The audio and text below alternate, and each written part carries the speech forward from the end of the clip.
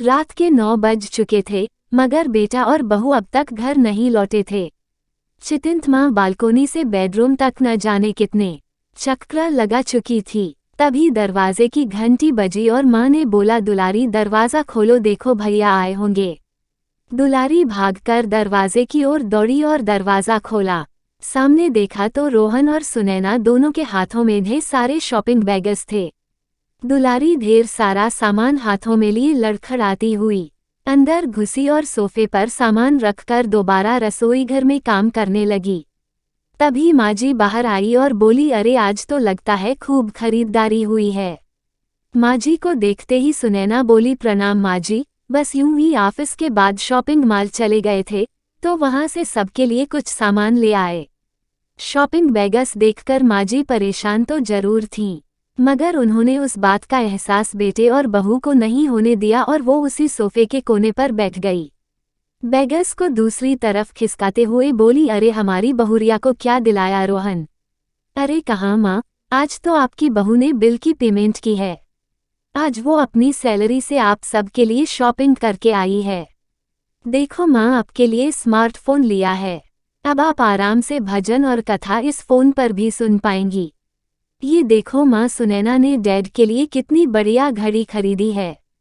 माँ ने हाथ में घड़ी पकड़ी और कुछ देर देखने के बाद बोली, मन ही मन सोचने लगी कि ये तो बहुत महंगी होगी। फिर कुछ देर बाद बोली, अरे ये तो बहुत खूबसूरत है, तुम्हारे पिताजी को खूब पसंद आएगी। तभी माजी बोली, हमारी दुलारी के लिए क्या लाई हो? सुनैना ने एक लिफाफे में से दुलारी के लिए कुछ कपड़े निकाले और माजी को पकड़ा दिए और बोली, माजी आप ये दुलारी को अपने हाथों से दे दीजिए, वो खुश हो जाएगी। अब ये सुनते ही माजी ने दुलारी को आवाज़ लगाई, अरे देखो दुलारी, तुम्हारे लिए क्या आया है। रसोई का काम निपटा कर दुलारी बाहर आई और माजी ने उसे कपड़े पकड़ा दिए।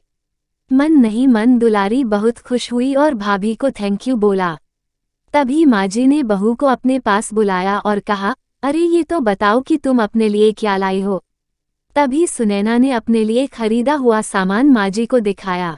सब सामान देखकर माजी ने रोहन को भी अपने पास बैठाया और समझाया कि बेटा, बहू को जो भी सामान चाहिए वो तुम खुद उसकी पेमेंट करो। अब ये तुम्हारी जिम्मेदारी है और इसकी हर जरूरत तुम्हारे को मालूम होनी चाहिए। इसके अलावा उन्होंने सुनैना को भी समझाया कि तुम अपने पैसों को सेव करो और जो भी चाहिए वो तुम्हें रोहन दिलाएगा।